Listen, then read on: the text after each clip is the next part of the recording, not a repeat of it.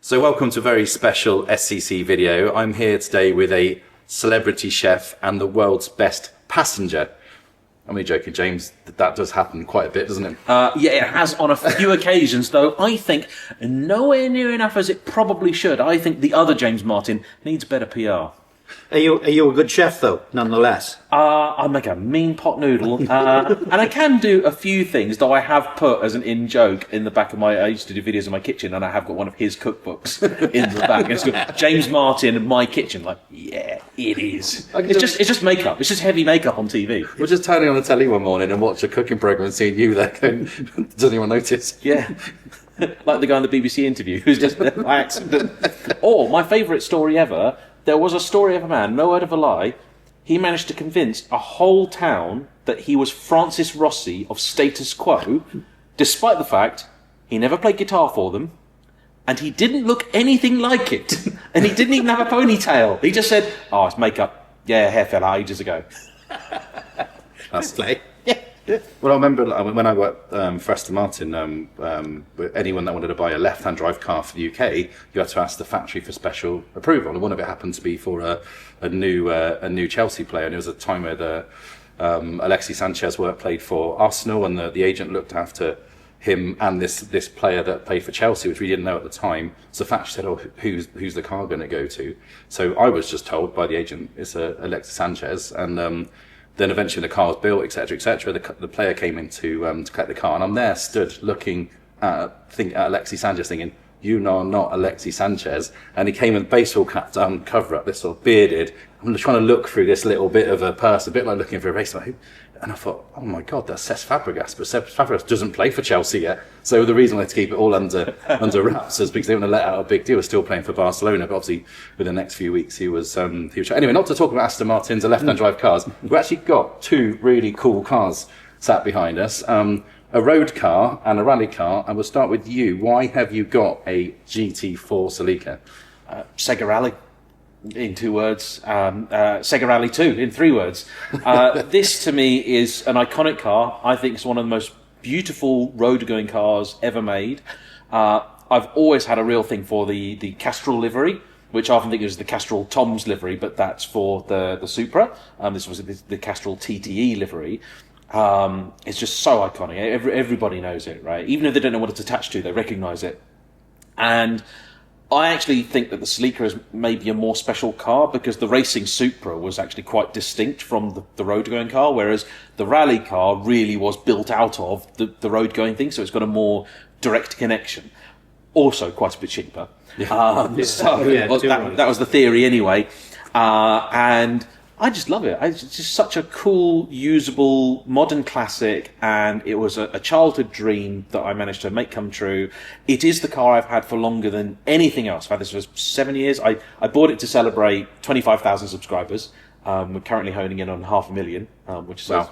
Times change a lot. We'll be there soon. And it's required quite a bit of work, but you know what? It's 30 years old next year, this very car. It's a 1996 car. It's got over 200,000 possibly miles, possibly kilometres on the clock. But you know what? Even when it's sat on my driveway going nowhere, it just puts the biggest smile on my face. Do you know the other advantage of that? I mean, the likes of Escort RS Cosworths, Integrales, HF Integrales, those bubbles have burst now. These cars are still relatively cheap to buy. And I think anybody who wants a classic car, a GT4, it's got to be a GT4 really. And if you're lucky enough with the 205 or the GT4 WRC, it makes it more desirable and just a fraction more expensive. But there's going to be a day where these are going to go, because they're so cheap at the moment. Well, the funny thing is, I don't know if you know this, but when these were new, this was actually the most expensive of all the rally cars. I'm not sure about the Lancia, but an Impreza Turbo 2000, as you would have got then, was 20 grand. Yep. And Escort RS Cosy was, I think, about 25, give or take. These were 30 grand. So, like for like, people compare these with the new GI Yaris. But these were actually a lot more expensive in their day. This was the equivalent of like nearly 60 grand when it was new. Which was big money. And the the thing I've always admired with rally, and obviously followed you for many years, is you put these together. This is a rally car, that is a road car, and I think probably between the two of us, we could probably, get that to rally spec quite quickly. But you just couldn't do that with any other racing motorsport, could you? You couldn't. No. There isn't an F1 car, and everything else nowadays they're all the same, like tubs or frames that have a car parts built to. But this started off life as an actual road car, and now it's your turn to tell us about this. Yeah. Well, I mean, the rally car comes from a period of rallying called Group A.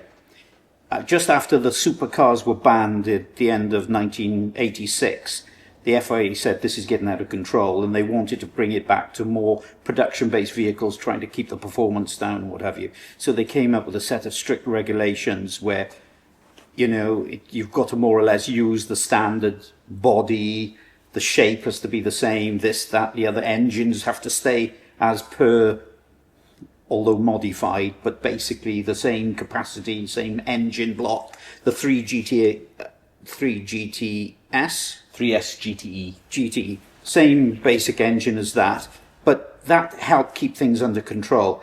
But the great thing with the Group A period, you could walk into the showroom and you could get something without labels that more or less looks exactly the same as the glammed up rally cars. Okay, the performance is not the same, but it was a great time for the manufacturers because they could really sell cars off the back of the rallying program. But when it came to the Toyota Celica, when I joined Toyota back in the end of 1991, we did 4 months of testing in the 185 Celica instead of the 205 of James's. And, it never missed a beat. In the worst possible conditions you could imagine. A Land Rover you could wreck in a week in Africa. But this car, we did 25,000 kilometers and it never missed a beat. And my love affair with Celica started then.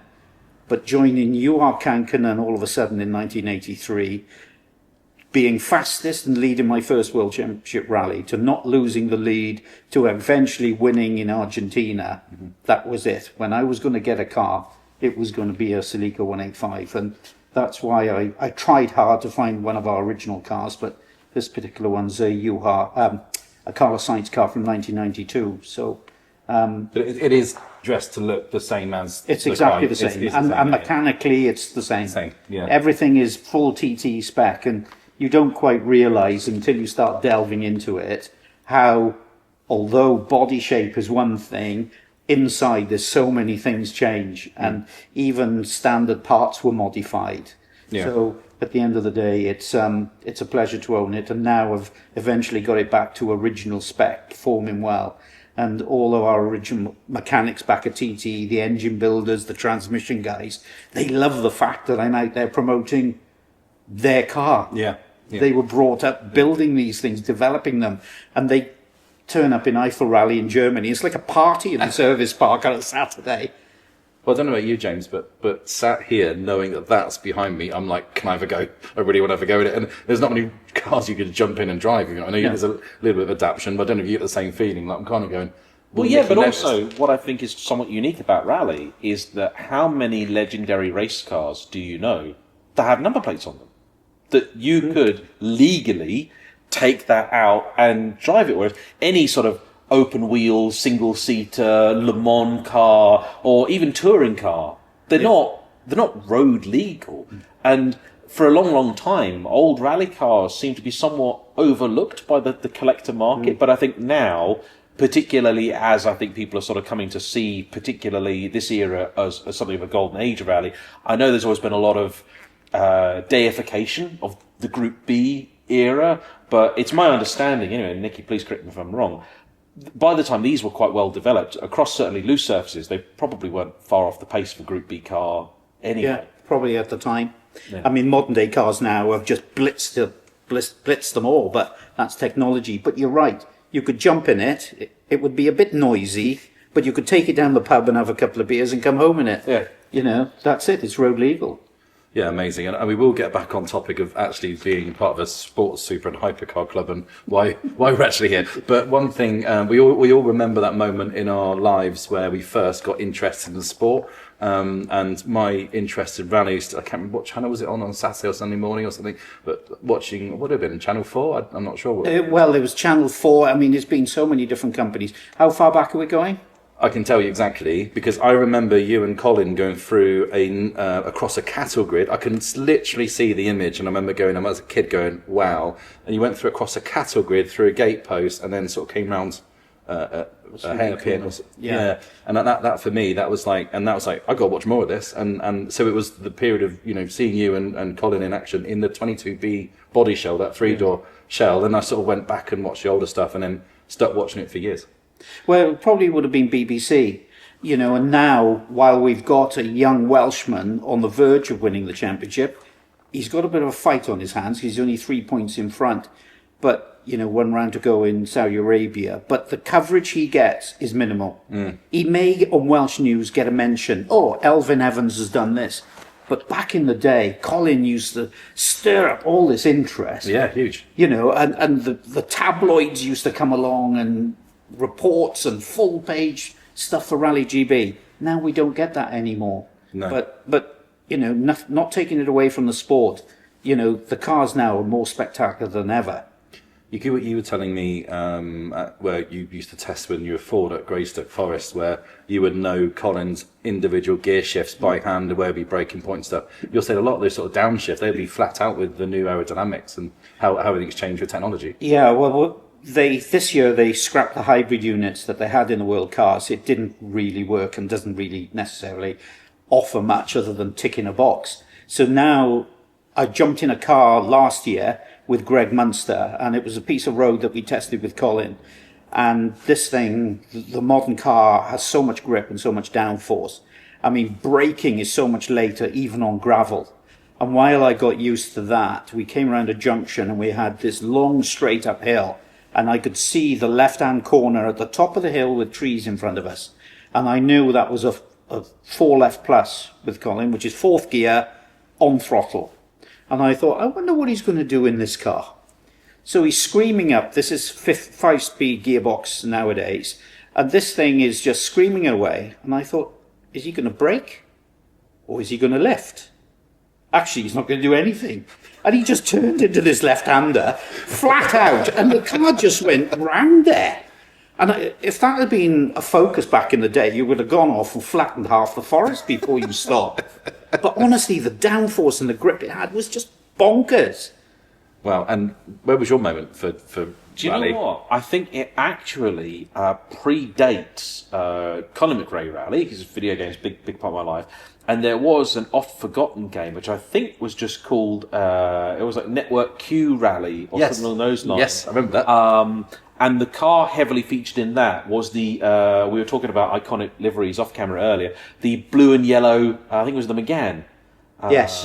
Yeah, it was just quite a cool, again, sort of, they didn't do it much afterwards, but like, yeah, that I remember that memory is sort of seared in.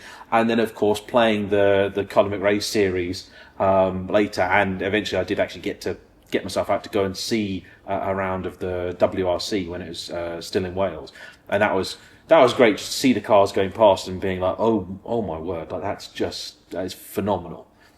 It's like people I know have gone to see the Isle of Man TT. You see it on telly and you know it's fast, but when you're actually there and you go, nah, it's great. I think if you like your fast cars, if you like going to watch races on a racetrack, you have to give yourself, and not just choose any rally.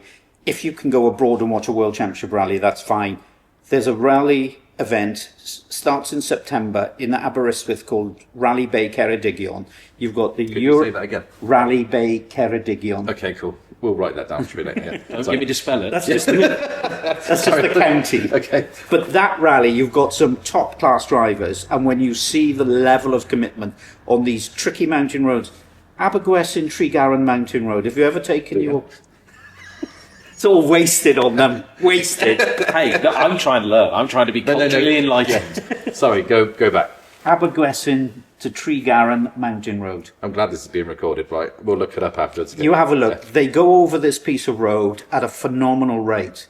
And if you take your guys on a trip, take them on this road, it's quite narrow, but it's hellish. and the speed in these modern Rally 2 cars will blow your mind. Well, what I would love to do, which I was talking to James earlier on the way up here, was obviously we both played the Colin McRae Rally games, and all we ever heard was your voice, and we'll get on to what you used to have to do to record that. But I'd really, really love for you to have you in a passenger seat when we're lead and drive at Supercars on the radio. So I think that was such a cool experience, all the members behind, but maybe rally it up a bit than what we would normally do, not obviously for safe road standards, but just to hear you on the radio and everyone going on thinking probably the same as us, because, you know, most people probably that likes cars played that Colin McRae Rally. I think everybody I knew that liked car played that game. But what do you have to do to that? Because how do you know, how does it even work? Well, how do you even record it, and where did you go? Well, we've just had a chat about it now with James, and basically it's an evolution over a period of games, a number of games that we get into actually making proper notes. So you effectively have your car designers, then you have guys doing geometry and the actual mechanics and how it handles. And then normally they had one person that looks after all the roads and the stages of certain countries. So I would go up to Codemasters, and then I'd sit with a guy who'd made Australia.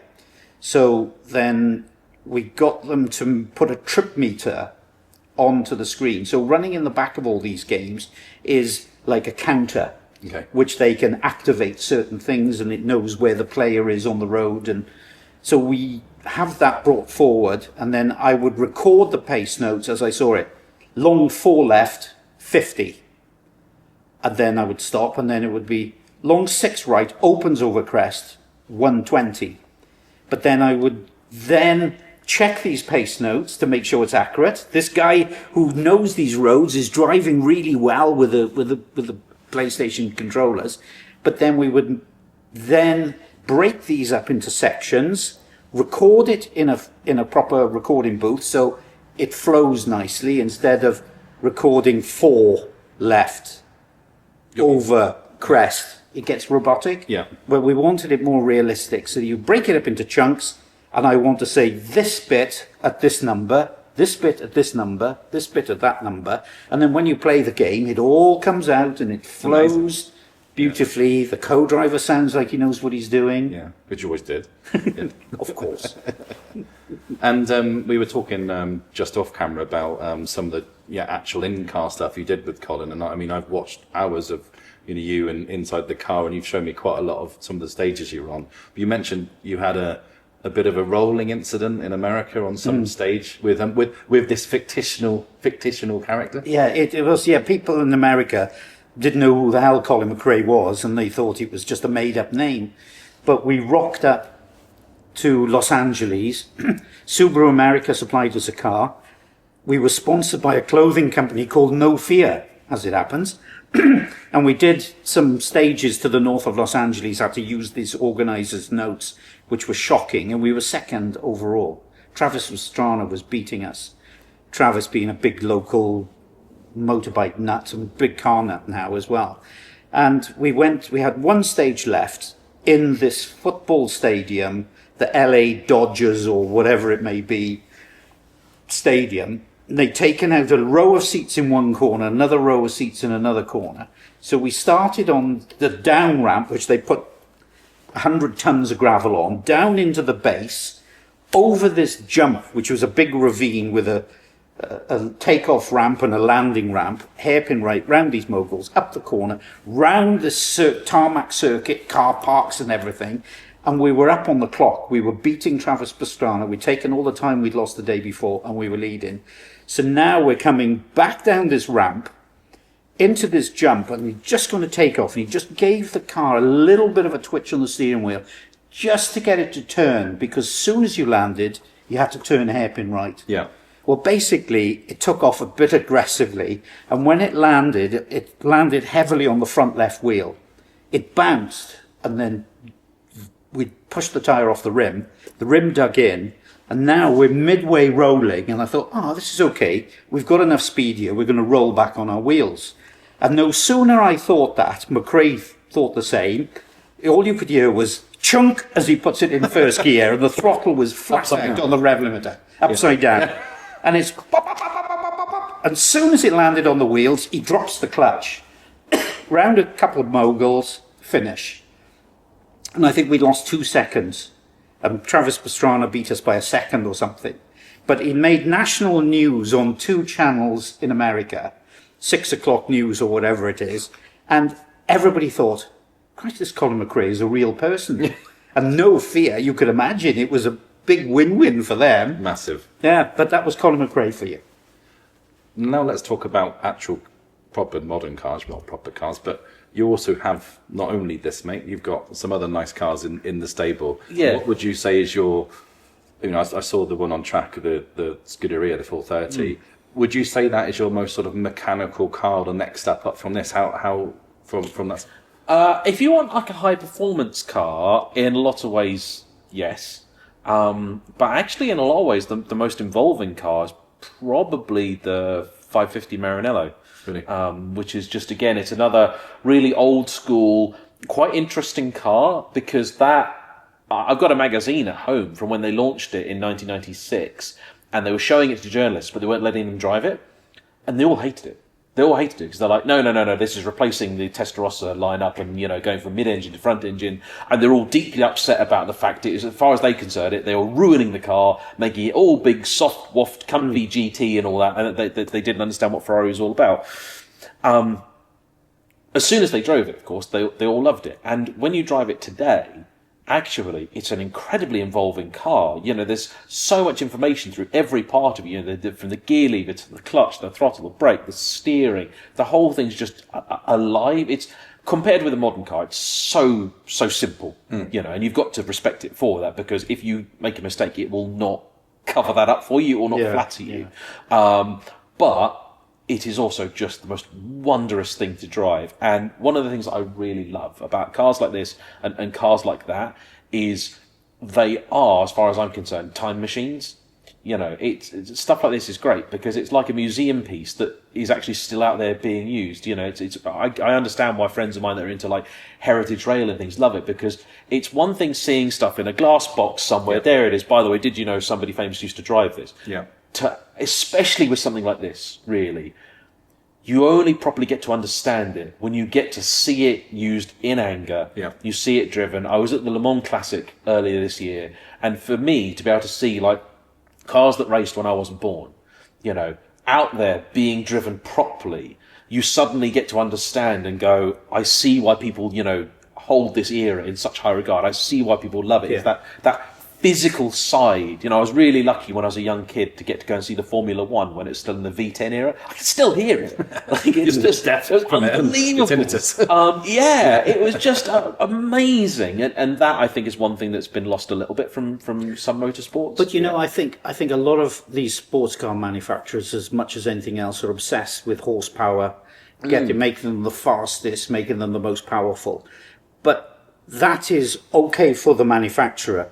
But for the driver, the end user, a lot of the time, it's to have a car that drives nicely, that you can drive reasonably quickly, and it's not going to get you into trouble at some point. Yeah. And I think a lot of people buying these supercars, you should think more about how it feels and how it drives. Because even the likes of Colin McRae, we could be testing something new on a rally car, and when you're going up and down, up and down, up and down a test road, every little bump, every little line, everything. Yeah. And he said, on the watch, yes, this setup is quick.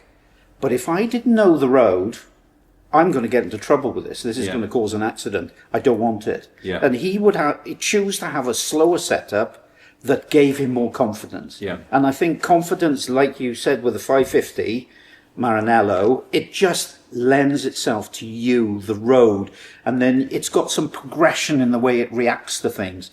Not, oh, Christ, bloody hell, I've lost it, whoosh, bang, gone. Yeah, I think there's definitely ways of both of them, and I think a lot of the members have the latest and newest cars, but they also normally have something sort of tucked away that they won't sell as well. It's a bit like, I know you've got an F12. Mm-hmm. You look at the 812 Superfast or the Dolce, I can't even pronounce Dolce Cilindri. Everyone knows I can't pronounce that, but you could have both cars because they're very, very different, aren't they? Yeah. Where you got raw, and I think what Top Gear episode with Clarkson said that the F12 had too much power, and that was like 3 generations ago now, and obviously they've, like you say, they've crept up and crept up and crept up. But yeah, a lot of it is, you know, I don't think anyone can get anywhere near the limit of those cars unless you're on a track with a racing driver. But yeah, the one thing I will say for them is that the progression of particularly electronics, and I think this is really where we've come so far. We could make cars with 1,000 horsepower 20 odd years ago. You just couldn't make them reliable, and you couldn't make them drivable. Whereas if I were to go out in really quite poor conditions, I would actually trust my F12 more than I would this, which sounds totally counterintuitive. That's 300 horsepower and 4-wheel drive. Yeah. The other one's 700 horsepower and 2-wheel drive. yeah. But this, if I get in a slide in this, it's only my lack of talent that's going to try and keep us on the road. Yeah. Whereas the F12 will go, don't worry, darling, we'll take over for you, we'll sort this out for you. You know, and it's nice to know. Now, of course, you can turn them off if you like. Yeah. And then if you do make a fool of yourself, it will allow that to happen at even greater speed than ever before.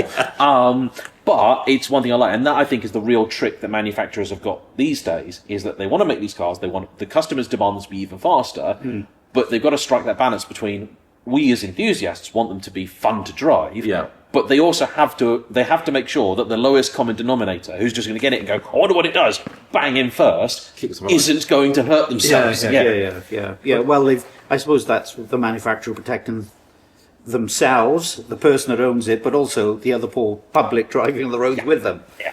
And we got chatting last year about doing some ice driving experiences, and we sort of shopped around, and we worked with a company that this is a bit of a plug for an event here, so bear with me, chaps. But we do an ice driving event every year up in Lapland. It's an automotive test facility. It's not going to see Santa and feeding reindeers. I will make that one clear. It is an automotive test facility where you've got Bosch and tyre companies and manufacturers up there.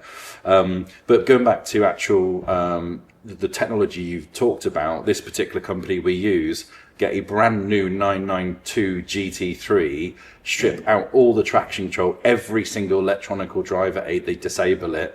They take out, they basically make copies of the front and rear bumpers to look like the actual cars, but they're all reinforced with metal rams on the front, full steel bellies, metal rams on the back, smaller studded tyres all round. They take off the front brakes because they want a rear brake bias, so they take off the front brakes and put rear brakes on the front as well. And the first thing they say to you when you get there is, we want you to crash. Like, keep crashing until you stop crashing. You know the limit, you have a time. And honestly, everyone that booked that event, and we're going again this year, everyone that booked this said that is the best single-handed driving experience of my life. And one of them was an called Rob Stoneman, who you might remember. I know Rob. Yeah, from Rally. And he was there, and he said himself that was the best driving money can buy on the road. But you're not driving, there's a lot of rally driving places that use old cars from the noughties and 90s and the 80s. This is the same car they would have on the roads in the UK. And everything's recognisable, everything's brand new, everything's comfortable. Don't need to wear helmets, there's no risk of crashing or rolling. And they even use snow blowers rather than ploughs, so you get a nice cushy landing as you go in. But I did ask Eric, the guy that runs it, I don't know, Eric, French rally driver. Camille? Can't remember. Sorry, Eric, if you're watching, can't remember his surname. But he took me out on the Evo rally car they've got there, and just went on the stage. And they do actually world F1 circuits, exact replicas. So Silverstone, the Nürburgring, Paul Ricard, and Yas Marina are replicas of the. So you can work out what it is. It's a white and turny, but is pretty cool. But have you driven on? You must have done ice challenges. Yeah, we've got, and I'll actually have to show you the picture I've got upstairs of us in a 205 Celica on a frozen lake, because we had a stage where you come out of the forest and drive onto a lake, and then you did this big stage through the lake, and then you come back out of the lake into the forest again. And it is good. I mean, okay, when you've got a proper world rally car and stuff, and with the diff set up properly, there's very little steering movement, and I think yes, that's right. That's the key with driving on ice. Too much steering movement, and you're just going to go straight into understeer. You've got to get a little bit of momentum and balance to get use the natural momentum of the car to turn. But how difficult is it to, like, when it was really dull lighting, just the surface versus the snowbank? Yeah, it's like impossible to see. I mean, you'd have had the lights and everything on. No, do you know that's the best thing of all? You can get yellow glasses or orange ones. I've seen that. Yeah. And then that glass, and you see rally drivers now in Rally Sweden, for instance, you can see that clear line of the snowbank, where if you didn't have them, it just looks like it's all the same. Yeah. Yes. Have you been up to the Arctic or any ice driving? I have done ice driving stuff, yeah. It was the first time I got to experience, I'd happily do it. I got to experience studded tyres. And funnily enough, it was actually with Toyota. Was it really? He took me up there, yeah, and let me drive the Yaris GRM in. Yeah. And a GT86. And we did effectively the moose test. And it was like, okay, start with all the electronics on, then turn it half off, then turn it all off, then go quicker, and you feel progressively the car obviously doing more under you, and then you realise, look, there is a certain point whereby without the electronics you could never save this thing. But yeah, it's the first time in my life I experienced studded tyres. Because I'm sat there going, they're driving in, everywhere's just covered in ice and snow, and I'm like, you're doing 60 mile an hour. What are you doing? What are you doing? Like, you're all crazy, all of you. Like, and they're like, what? What's the problem? I'm like, but of course, with the studded tyres, it's the opposite to what you expect. Because obviously, what you usually want here is you want snow, you don't want ice. Whereas the studded tyre wants ice, not snow, so it can get something to dig into. And it's like, you're driving around going like, I shouldn't be doing anything. I should just be spinning. It's fantastic. But you know, what was the ambient temperature outside? Minus 30. Yeah, so then what spike did you have? What length spike did you have? They were not particularly That's a good big. few inches, yeah. But the thing is, you know, all depending, for us in doing the Swedish rally, it was the temperature was crucial, because soft ice, you could have a long spike. If you use the long spikes on really hard frozen ice like that, you get sort of like the spikes moving in the rubber, and you'd lose precision. But can I tell you a story about ice driving? Yeah. Aston Martin had built up a sport version. They had a roll cage in it. It was a soft top, and they used it for various events. And UHA was attached with Bentley at the time. Yeah. And they'd been developing this ice tyre with Gislaved or whoever it was, and they wanted to get the speed record for a production car on ice. So UHA said, well, come up to my ice driving school. So they built this track for them to do this high-speed thing on this frozen lake. So they all arrived and got it set up, and the engineer there, I forget who it was, he was an oldish chap, I think, and UHA said, oh, would you like to come and have a look at the track? He said, yeah. He said, well, let's take the Bentley. So UHA set off, and it was sort of like, I don't know, 150 mile an hour. And then this guy said, excuse my language, who the has built a corner in this lake? What he was expecting it was to be dead straight. And all of a sudden he's doing 150 mile an hour, and all he could see is this right-hand corner. And UHA said, no problem. So about probably 300 meters before the corner, he just gives a little flick on the steering wheel, and he just drifts through this corner at 150 mile an hour. UHA said this guy disappeared into the footwell. Absolutely terrorized him. I believe they did get the record, and I don't know whether it's been beaten since, but... And hopefully we'll bleep that bit as well. So hey, this is your video. I just work it, right? No, cool. Well, actually, because we are here for your video, we're going to put a link, or I don't know, is it up there or down there, or just in a subscription? You point There. It'll be there. Follow him for the actual video we've done today, or there might be multiple 2 videos. Possibly. There might be a couple of edits, but yeah, Sure, the same thing. Yeah. So the reason why we're here, and obviously the reason why I'm here with you, is a club partner, and a lot of customers and members of ours go on track and drive their cars on track. So there is a member offer for anything Stilo. Contact the team here. Just say you're an SEC member. You might need to verify. Depends how popular this video is, but might need a member number. Well, they could have, you know, it doesn't have to be crash helmets. It could be racewear, some driving gloves or driving boots, whatever. I mean, there is a special discount for you, so make the most of it.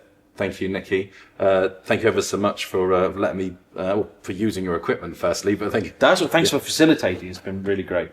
Cool. Well, hope you enjoyed watching that. Definitely go over to James's channel to watch his video in full about Nicky. Nicky, a star as always. Pleasure. Really appreciate it, and we'll see you next time.